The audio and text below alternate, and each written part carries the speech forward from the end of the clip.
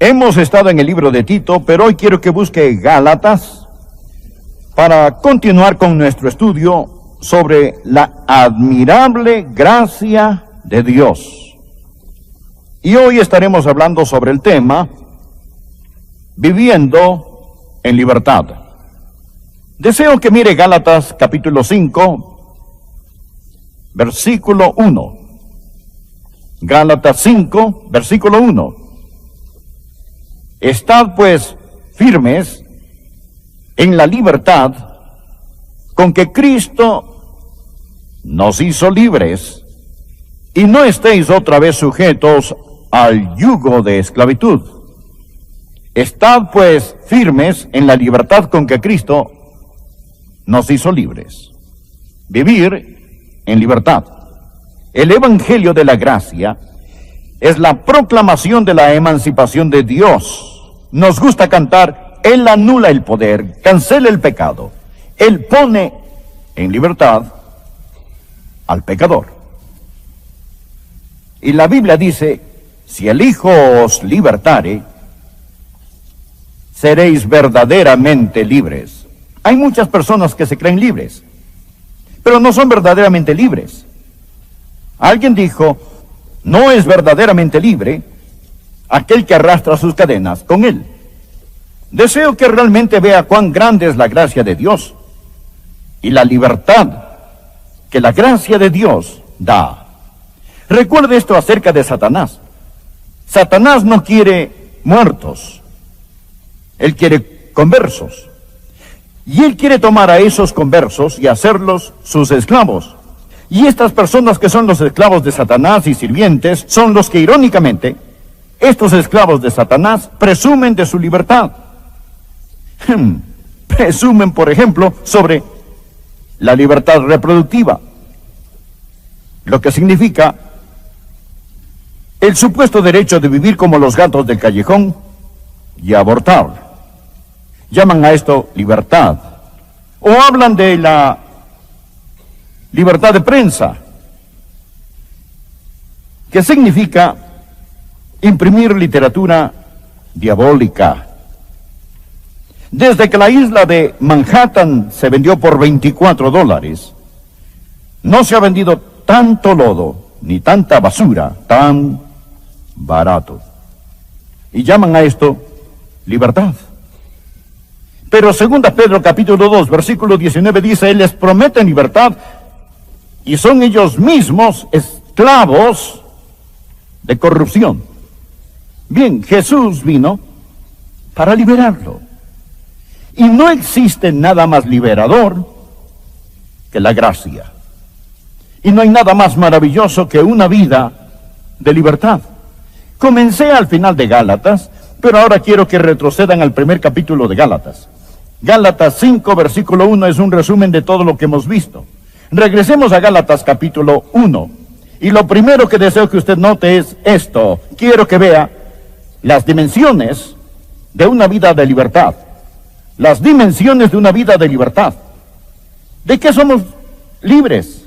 En primer lugar, por la gracia de Dios, usted es liberado de la esclavitud del legalismo, y no hay mayor esclavitud que la esclavitud del legalismo.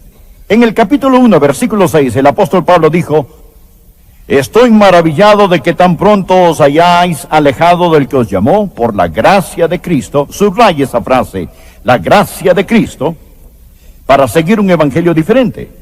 No hay otro, sino que hay algunos que os perturban y quieren pervertir el evangelio de Cristo. Mas si aún nosotros, o un ángel del cielo, os anunciare otro evangelio diferente del que os hemos anunciado, sea anatema. Como antes hemos dicho, también ahora lo repito: si alguno os predica diferente evangelio del que habéis recibido, sea anatema. Pues busco ahora el favor de los hombres o el de Dios, o trato de agradar a los hombres. Pues si todavía agradara a los hombres, no sería siervo de Cristo. Mas os hago saber, hermanos, que el evangelio anunciado por mí no es según hombre, pues yo ni lo recibí ni lo aprendí de hombre alguno, sino por la revelación de Jesucristo. Muy bien, primeramente somos libres del yugo de legalismo.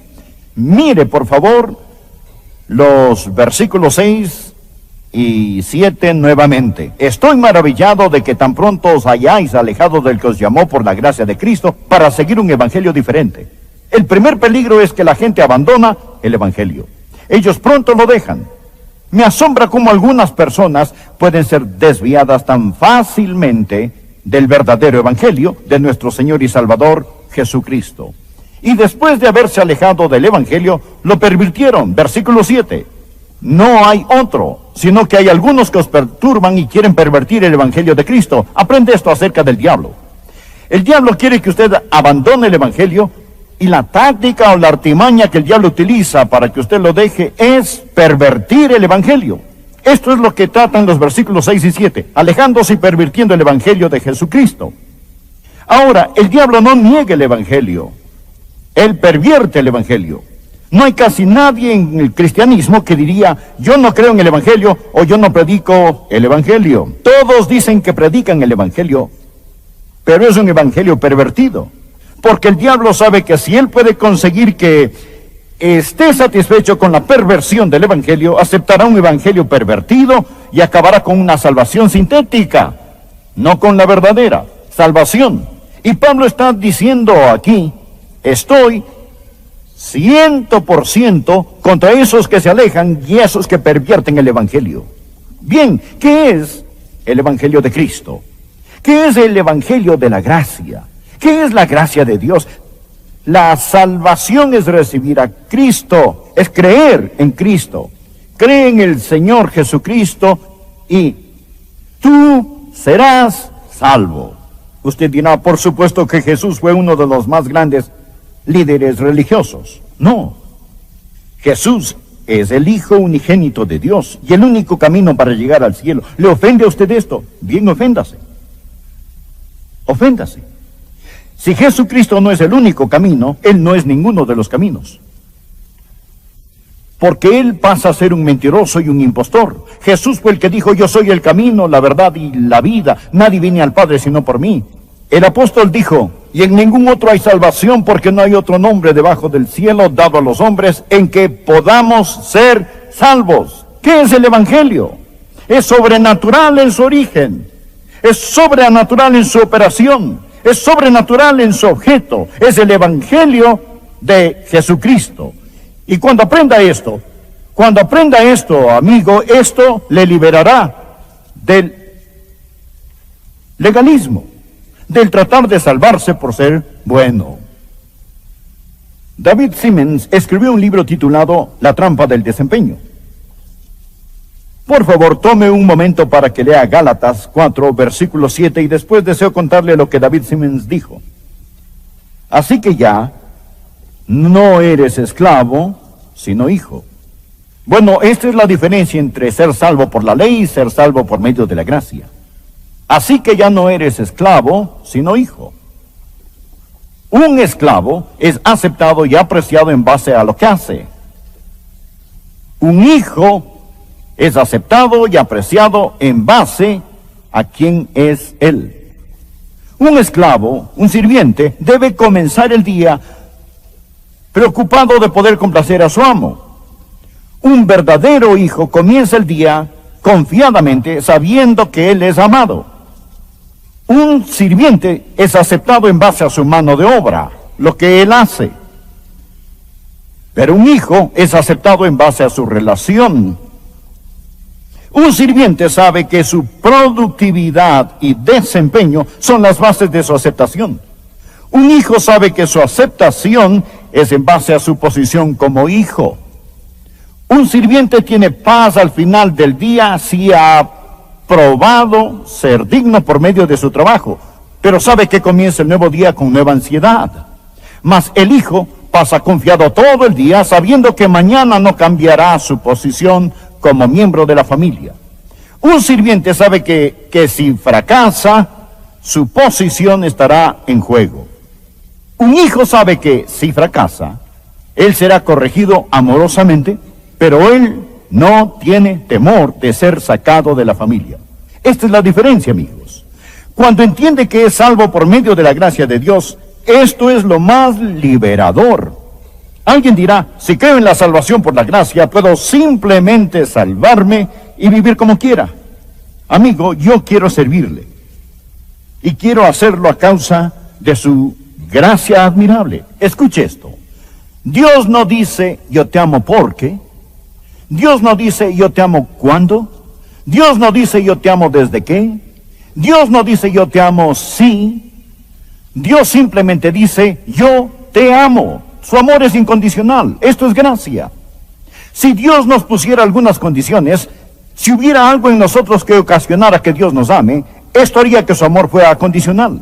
Pero lo contrario sería cierto. Si Dios me ama por mi dulzura, mi bondad, porque soy adorable, esto significaría que si yo no soy dulce, ni soy bueno, ni soy adorable, entonces Dios no me amaría. Y esta carencia de amor hacia mí sería un fracaso de mi parte. Escuche esto. El amor de Dios es incondicional. Ahora, su amor fluye de su naturaleza. Es su acción hacia nosotros, no su reacción hacia nosotros. Es su acción hacia nosotros, no su reacción hacia nosotros. ¿Tiene esto sentido para usted? Dios nos ama, es su naturaleza. Lo he dicho muchas veces, Dios no nos ama porque somos valiosos. Somos valiosos porque Dios nos ama. Dios no nos cambia para poder amarnos. Él nos ama para poder cambiarnos. Ante todo necesitamos ser salvos del legalismo, liberados de la esclavitud del legalismo. Número 2, necesitamos ser liberados de la esclavitud de la crítica. Note ahora en Gálatas capítulo 2, versículos 4 y 5. Bueno, regresemos al versículo 3. Mas ni aun Tito, que estaba conmigo, con todo y ser griego, fue obligado a circuncidarse. Bien, hemos estudiado el libro de Tito en varios mensajes. Pablo usa a Tito como un trofeo de gracia. Tito era un gentil y estaba tratando de hacer que él guarde las leyes judías. Escucha, amigo, si usted no tiene cuidado, se va a encontrar con alguien y esta persona puede estar en la iglesia y ella le va a poner bajo esclavitud. Note lo que dice el versículo 4. Y esto a pesar de los falsos hermanos. Falsos hermanos, esto significa gente en la iglesia. Phillips traduce esto, cristianos tramadores. Hay mucha gente que es legalista y no soporta cuando usted es salvo por medio de la gracia. No puede soportarlo, quiero decir, y les molesta. Ellos salen a examinarlo, a criticarlo, hacen su pequeña lista. No estoy hablando de los justos y santos mandamientos de Dios. Hablo de sus superficiales preferencias hechas por los hombres. Ellos le dirán, me ofende cuando usted hace eso. No debemos ofender a los hermanos más débiles. Pero hay algunos hermanos débiles profesionales de los que debemos cuidarnos. Hermanos débiles profesionales, ¿saben de lo que estoy hablando? Los hermanos débiles profesionales tienen su lista de cosas que ellos creen que son buenas o malas.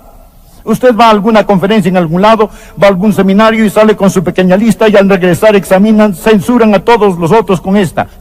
Amigo, no lo haga y no deje que alguien lo haga a usted. Ahora, nunca hiera la conciencia de un hermano más débil. Pero si ese hermano es un hermano débil profesional, él está enfermo y usted no puede enfermarse para sanarlo a él. Es su problema para empezar. Pero si le permite que lo atrape en su sujeción, este llega a ser su problema. Pablo dijo, yo no di espacio a este grupo, ni una hora. No lo hice.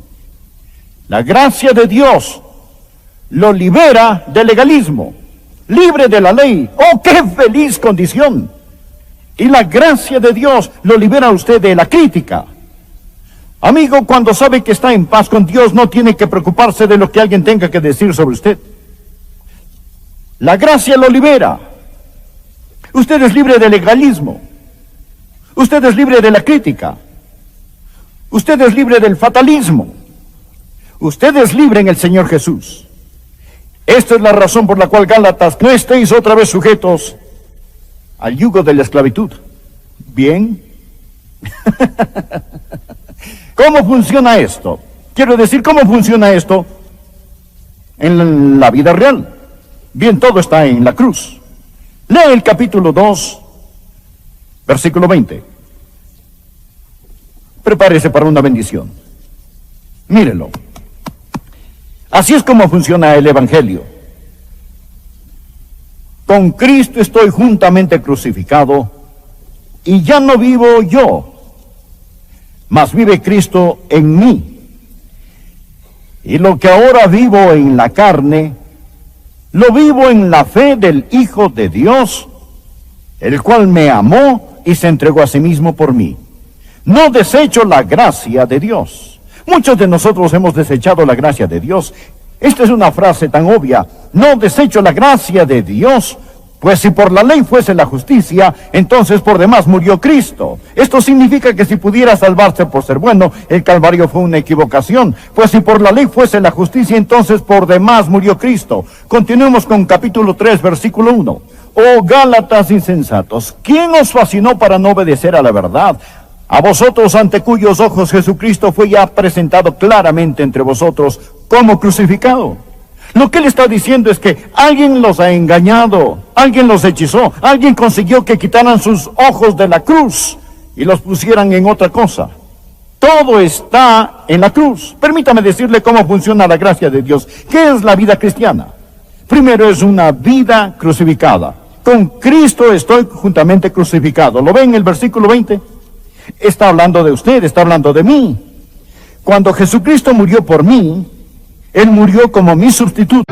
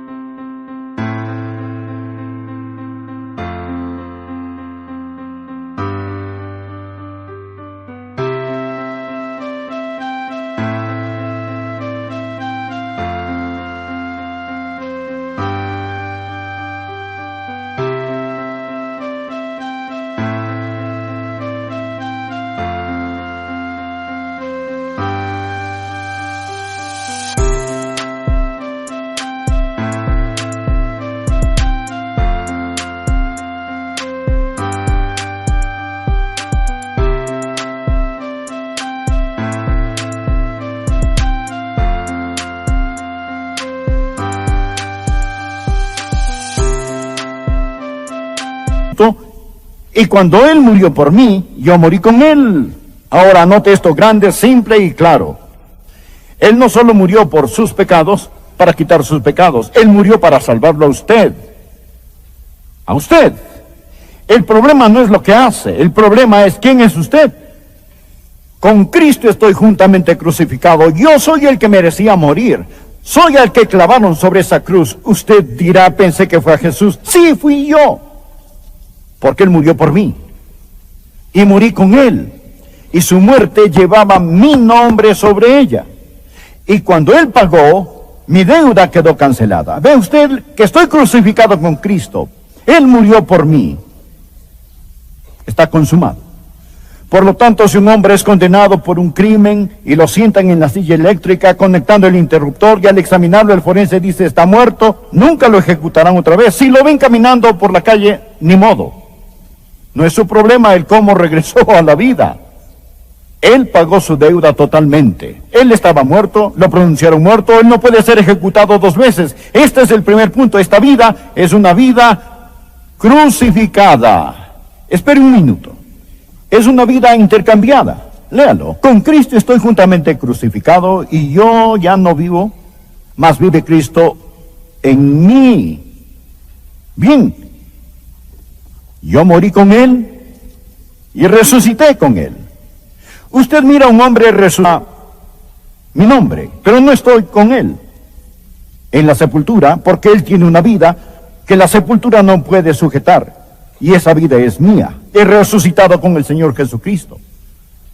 Jan Thomas, el gran predicador, un querido hombre de Dios y amigo personal, Mayor Jan Thomas, tiene una de las mejores ilustraciones. Él habla de Moisés cuando al salir al desierto, él vio aquella zarza que ardía. ¿Recuerda la historia? Había una zarza que ardía con fuego en el desierto. Moisés empezó siendo un misionero y acabó siendo un asesino. Ahora él estaba al otro lado del desierto. Y estando al otro lado del desierto en exilio, Dios le dijo, Moisés, quita tu calzado de tus pies porque el lugar en que estás, tierra santa es. Y allí hay una zarza que solo ardía, pero no se consumía. Jan Thomas se imagina a Moisés mirando a la zarza que ardía diciendo, oh, Miren esto. ¡Qué zarza más asombrosa! Pero yo traté de arder para Dios y me quemé en 24 horas y desde entonces he sido un montón de cenizas. Y hay una zarza que simplemente sigue ardiendo. ¿Qué zarza tan maravillosa es esta?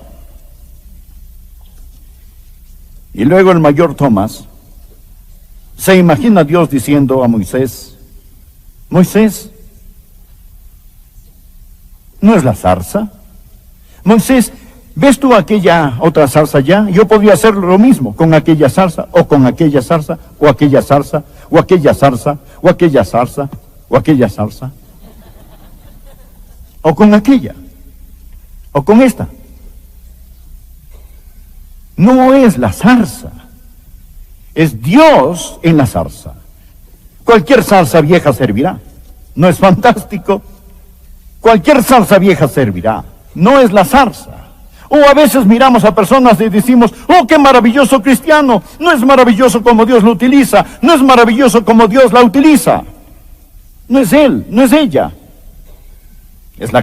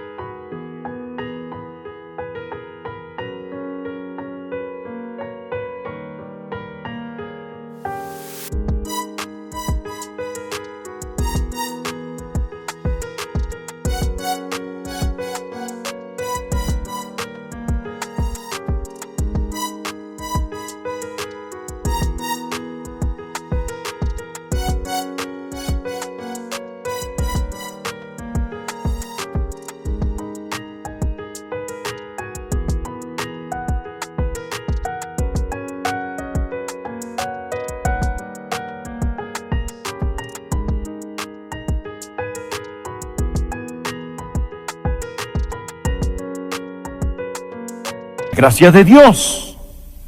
Con Cristo estoy juntamente crucificado y ya no vivo yo, mas vive Cristo en mí. Es Dios en la zarza.